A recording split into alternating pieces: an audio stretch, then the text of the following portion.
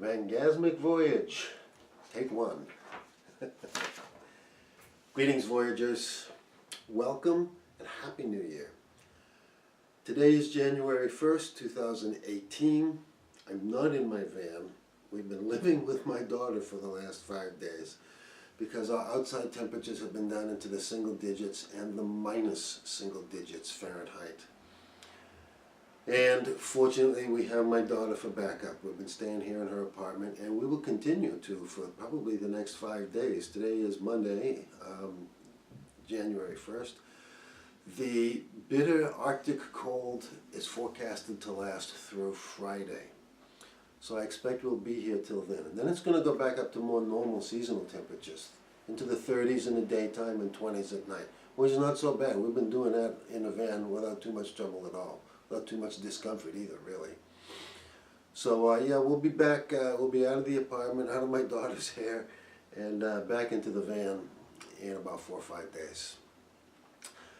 So reflections and resolutions.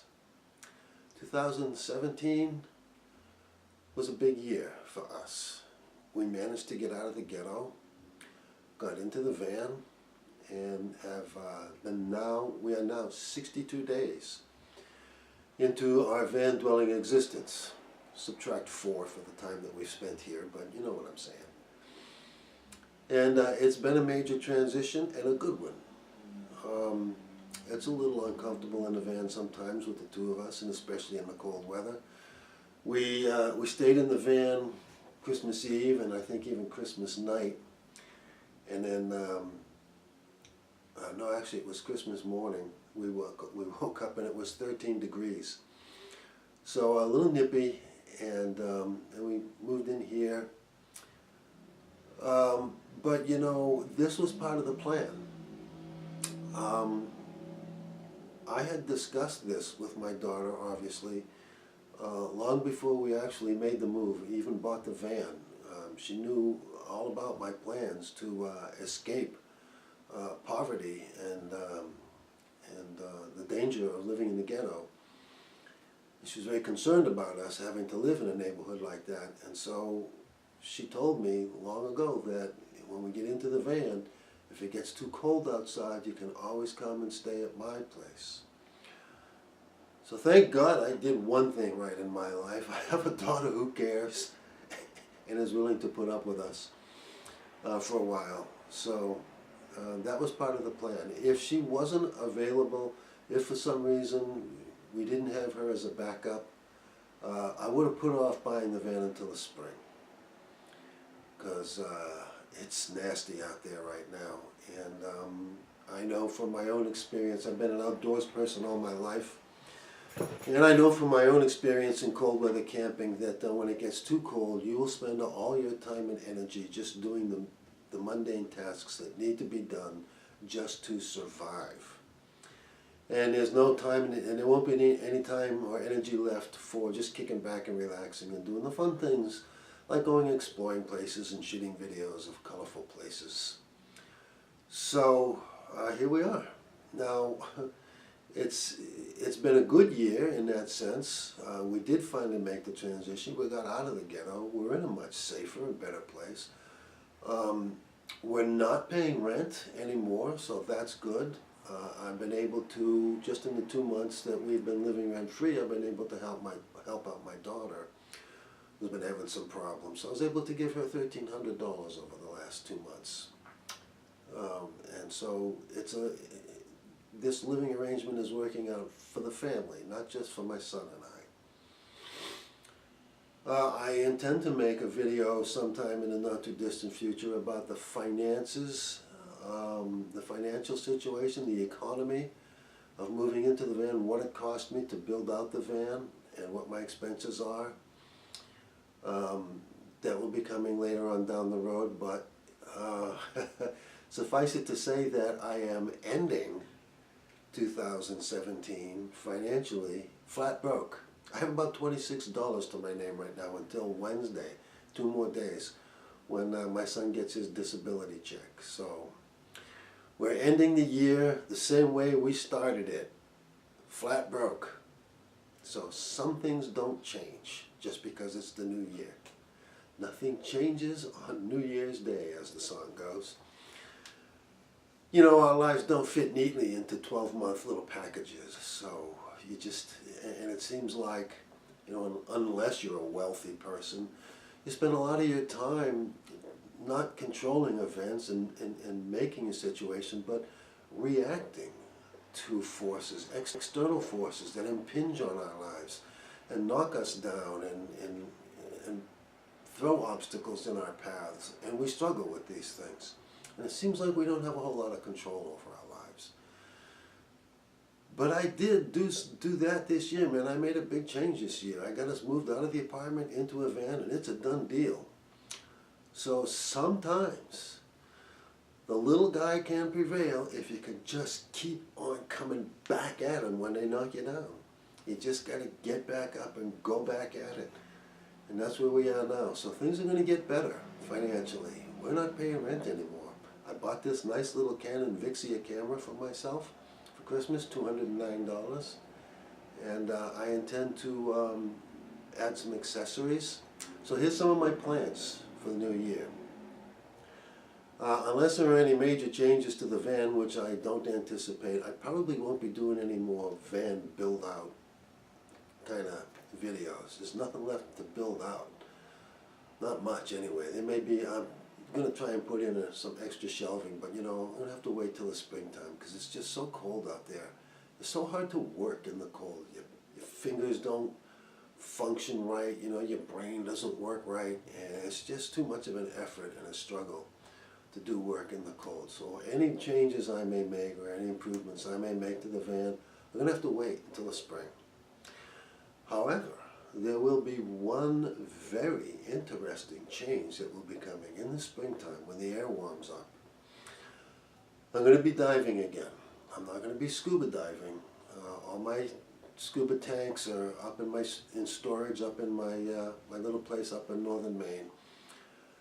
And it would cost me too much money to put those tanks back into service. They all need to be hydro tested.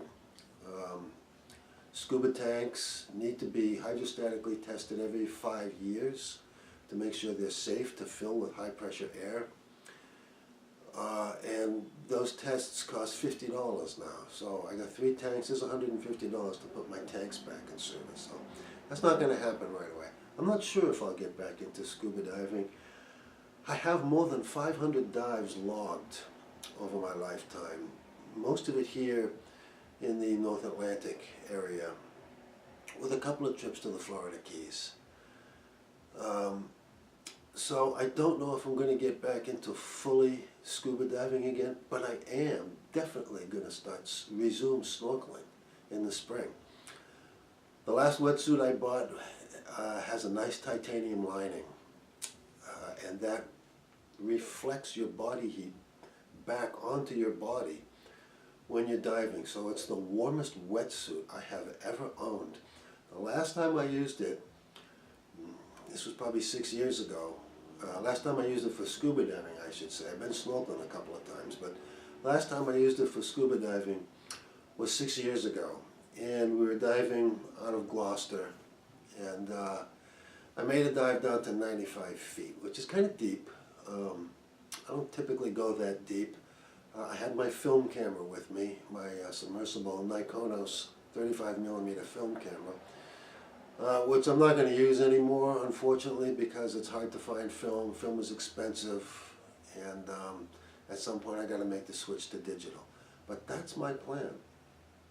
You know, I've been looking, ever since I got this Canon Vixia for $209, I've been looking at sports cams, action cams, like the GoPro and the Sony, and all those. And it's blowing my mind that there are so many excellent quality cameras out there.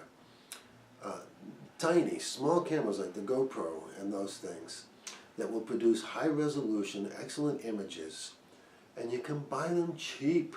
The GoPro was what, $300–400, and or whatever configuration. You can spend even less on it. There are others out there. GoPro has Chinese competition, and some of these action cameras that are amphibious, they will go underwater, and some of them down to as much as 100 feet. And some of these cameras are selling for like 100, 150 bucks, 200 bucks. I mean, there's never been a better time to be a videographer or a photographer. The equipment has improved dramatically. They've made it smaller, lighter, better, and less expensive. I don't want to use the word cheaper because that means poor quality, but less expensive. So inexpensive so that everybody can be their own publisher now. You can buy an inexpensive video camera that will give you high quality images, and you can become a YouTube celebrity. So that's my goal. So look forward to that in the springtime when the water temperature is not a problem. As I was about to say, that last dive I made down to 95 feet, I was so focused on composing and shooting my photographs and watching my bottom time and my air consumption that I didn't even pay attention to the temperature of the water, which means I was comfortable enough so that I didn't have to pay attention to it. In my older wetsuits, I would have been shivering at 95 feet. I didn't even bother to check the temperature on my dive computer.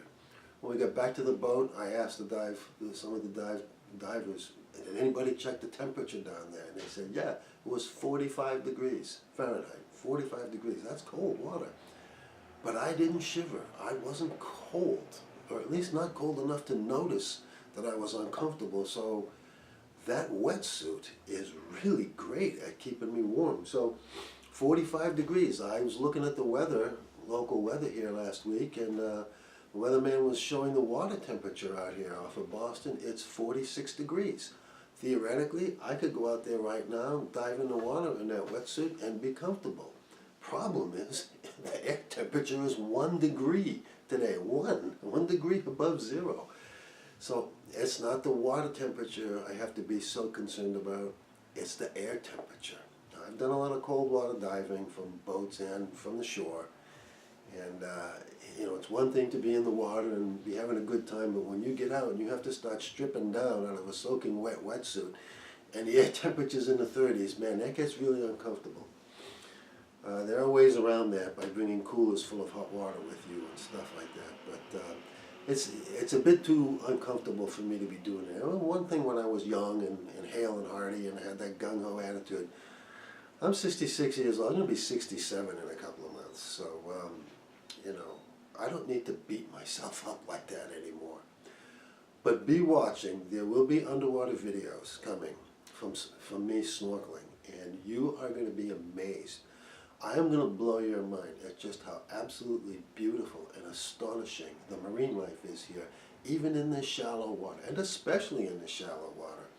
Because most of the marine life is within the first 50 to 60 feet, and most of the seaweeds, the algae, it's called algae, they're not plants, technically, they're algae, but the seaweeds are really thick, close to the surface. And of course, that's where you get your best sunlight for available light shooting. I don't know about buying underwater video lights. I'm still looking into that. Yeah, there's some cheap ones you can get for like 80 bucks that are submersible. I just don't know how powerful they are and how useful they would be underwater. Water is both a lens and a filter. It diminishes, dissipates, scatters your light. So you start losing light fast in the water. So I don't know if these video lights, these inexpensive ones, are going to be powerful enough to light my subjects, or if I'm just going to have to go low light, you know, ambient light. So I'm going to wrap this up. Looking forward to some fun times.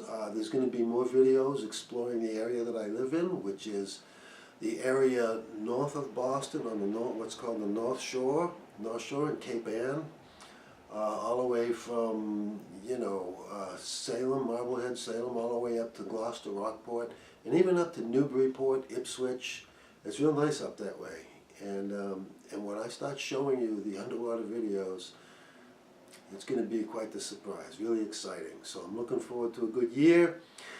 As for New Year's resolutions, why bother? They never work. So that's an update. That's my New Year's update from here. Friends, voyagers, thank you for watching. Be sure to like, subscribe, comment, tell your friends. Live long and prosper. Peace and out.